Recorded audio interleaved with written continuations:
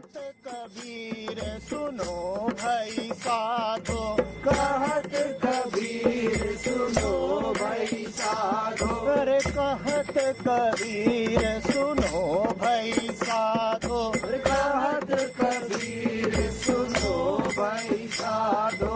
साहब मिले सबूरी में, अरे साहब मिले सबूरी में, मन लागो यार फकीरी में, मन लागो।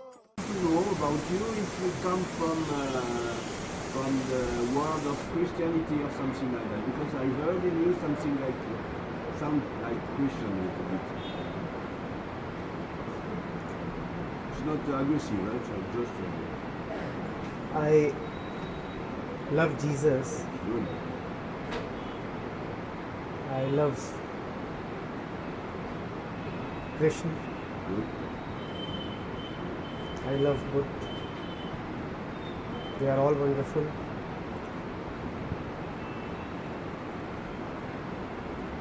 There is no doubt that there is a lot about me which is Christian. I won't even say Christian. I would say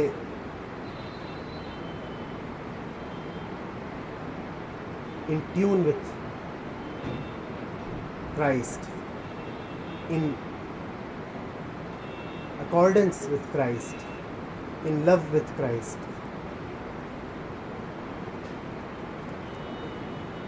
Obviously, I do not follow the way of life suggested by the church. So, going by rituals and organized conduct, there is hardly anybody who would call me a Christian. But essentially, if a Christian is one who loves Christ, I am absolutely a Christian.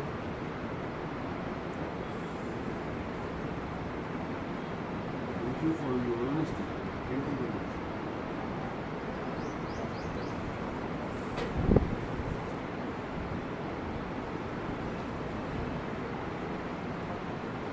You know what I love about him the most? I would like. You would be surprised. His words are wonderful. His short life was glorious. But what I like the most about him is that he was a very handsome young man. Obviously, all we have is images of his physical form. But I'm so sure that he would have been one hell of a beautiful man. In fact,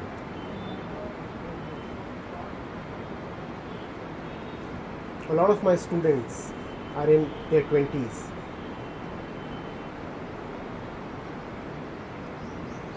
And I often quote Jesus on the cross to them as a perfect example of what vigorous youth is like. What it means to be fully young. Oh, yeah, okay. You know? Okay, good. Fully young. To me, Jesus epitomizes the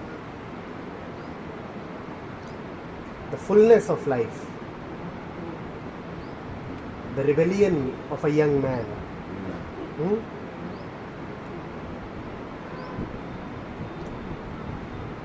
He's absolutely lovable. I like you to say he's a rebel. Yes, he's a Because I like the people that have this power to go to. Yes. And your teaching is a little bit like this. You are not so sweet, like the like the nature around it. In the other kind of teaching, we are completely drowned in unconditional love. This is not your way. You are a little bit tough. That's very refreshing. I love my audiences too much to be sweet with them. I have a little other question, sorry, but a little bit also maybe difficult. You don't say you love the prophet. You say something about this or not? Prophet. The prophet, Islam. Prophet Muhammad. Yeah, Muhammad. Yes, of course.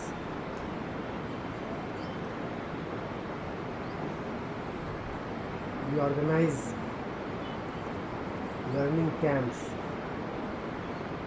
in which we take up holy texts from all ages, all parts of the world, all traditions, all religions, saints, prophets, philosophers, theologians, teachers. We have taken up Prophet Muhammad as well. We have taken him. We have talked on him.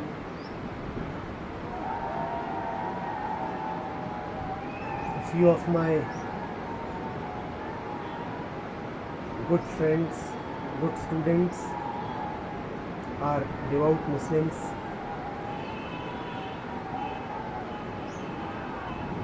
You see, when you are immersed in the essence of what the teacher has said, then it really happens. I'm not speaking from theory. It really happens that you see a great convergence in the words of all saints, all prophets. In fact, that is an exercise that I actively encourage my students to take up. The exercise goes like this. Take up 3 excerpts from 3 very different scriptures and show that they are all pointing towards the same. So one could take up Lao Tzu, Mirabai and Saint Francis. Small excerpts from all 3 and find that all of them, being hundreds of years and thousands of miles apart, are still saying the same thing. Or one could take up Jesus, Farid and the Upanishads and find that they are all converging. And that is such an enabling exercise. The student does not even come to know how much he has learned.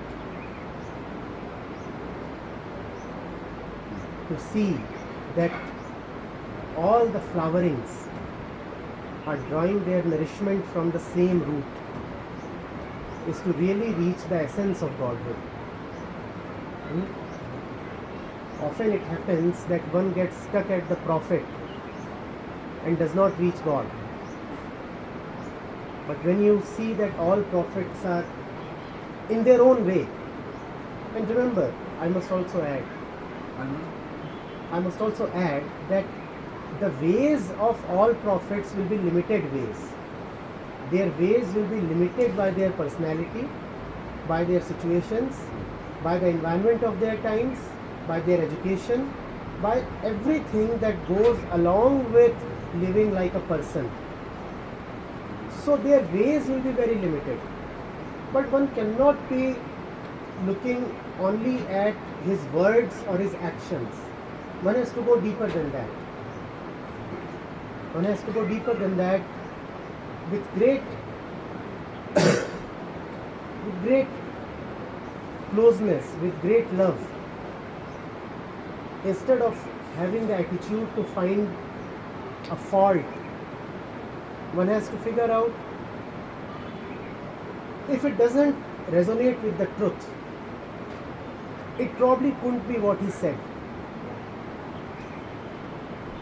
If it doesn't resonate with the truth, it probably couldn't be what he said. And the moment you say that, immediately the real meaning opens up. Yesterday, when we were with the Sermon on the Mount, there was this thing by Jesus on divorced women. On divorced women. And it is very easy to misinterpret. It is very easy to trace misogyny in it.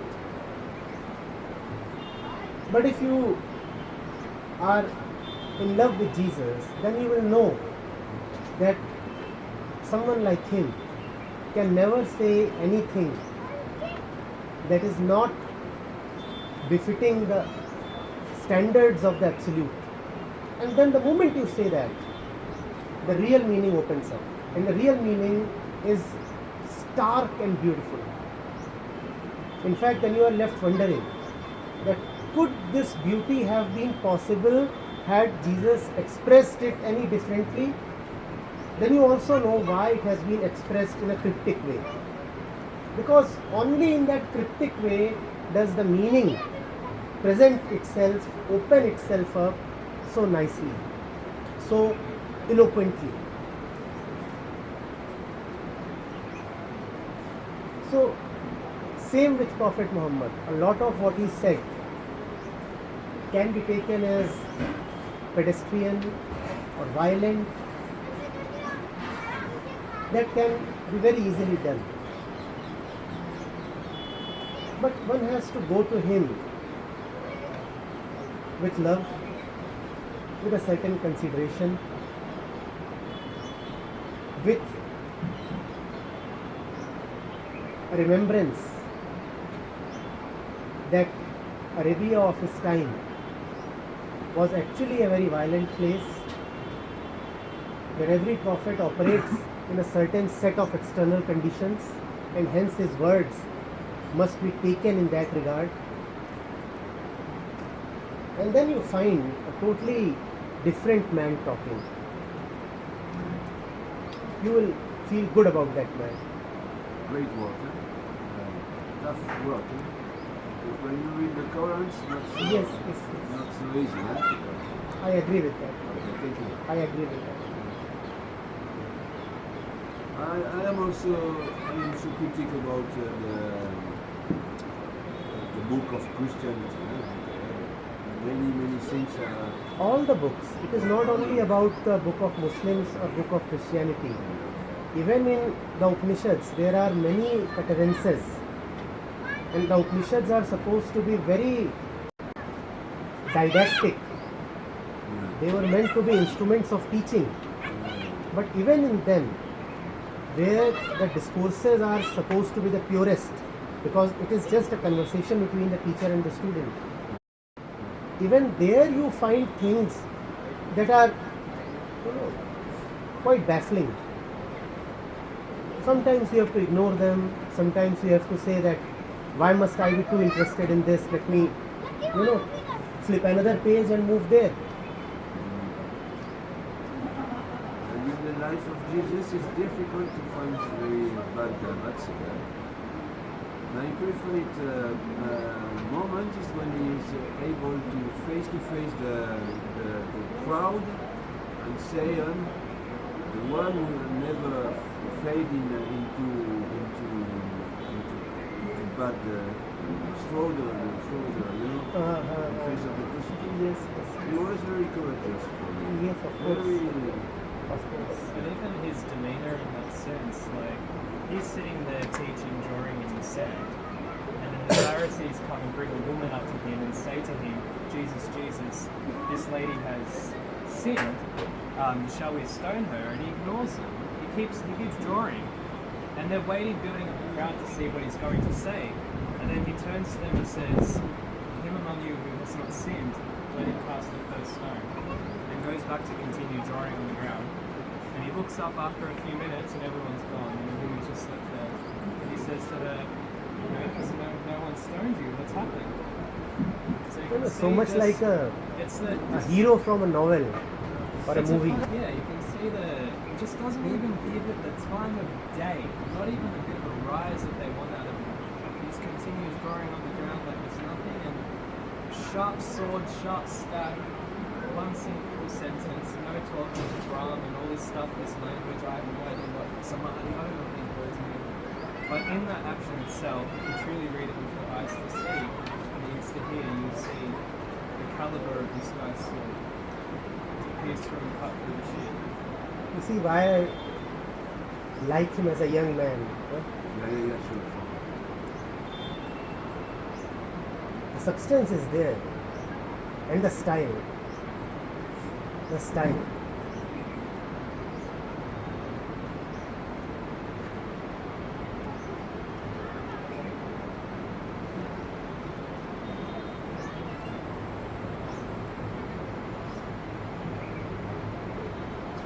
In any case, it is impossible to lose God because when you face-to-face suffering, when you are seeking about pleasure, you go to suffer.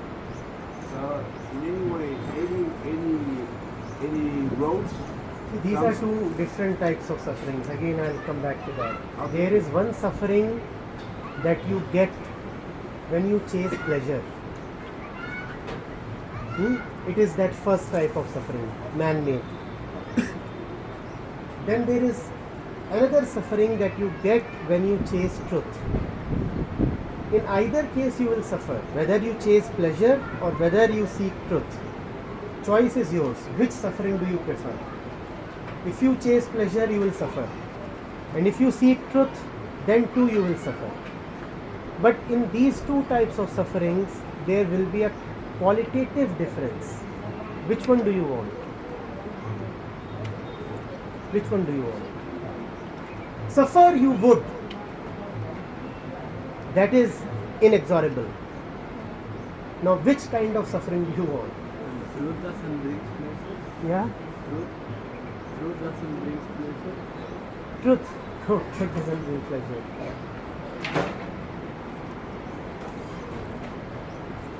One day I tried lodging a formal complaint. Why don't you come along with pleasure? He said, I am so big and pleasure is so small. How can I come riding pleasure? I said, all right, why can't pleasure come riding you? He said, I am an absolute solvent.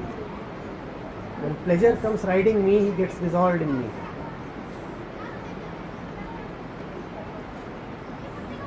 So, truth and pleasure do not go together.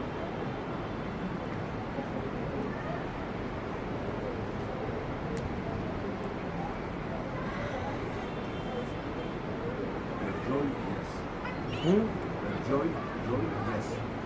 Joy? Joy comes with Joy, yes, of course. Yeah. But joy is, And it's more light. It's more light. joy is for men, pleasure is for kids. Joy is only for those who can handle it.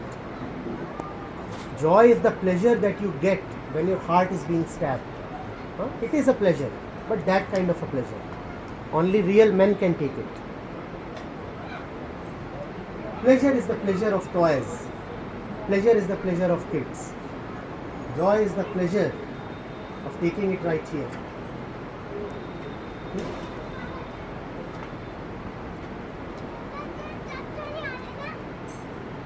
Joy is this pleasure. Now you know. That was joyous moment. That is a perfect expression of joy. How else can a mortal body take it? One small pin, if it penetrates the skin, one small pin, you know how we recoil, don't we? And here you have thick ones.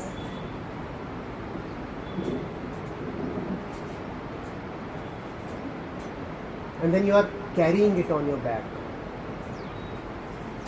How else do you think you can live through all this? And not grudge, not complain?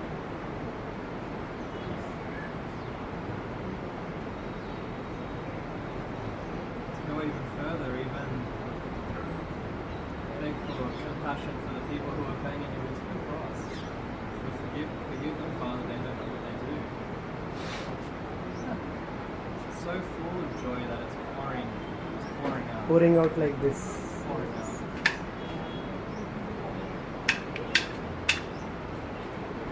Christians unnecessarily blame themselves for the condition of Christ. Christ was joyful. Christ was joyful.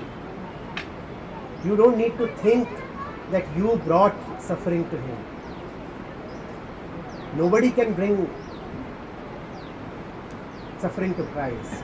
Christ is so joyful that He chooses suffering. You can even just, sorry to bring it up again, but like, you see when He tells His disciples that what's going to be happening to Him, His fate essentially. I can't remember which disciple, it might have been Peter, said to Him, surely not, Lord, this can't be the case. You're the Messiah, you can't die. And He turns around and says, get behind me, Satan, you have the love of evil in your heart, not the will of God, or not the love of God. So basically we see His own disciples saying, surely not, His disciples suffering at the fact that Jesus is going to die. And Jesus is saying to him, get behind me, Satan, you're attached to this lifetime, this flesh. Body. You're this body. You don't actually you don't understand what I've been basically teaching this whole time. In that sense, Judas was no sinner. I'm just helping you meet your destiny.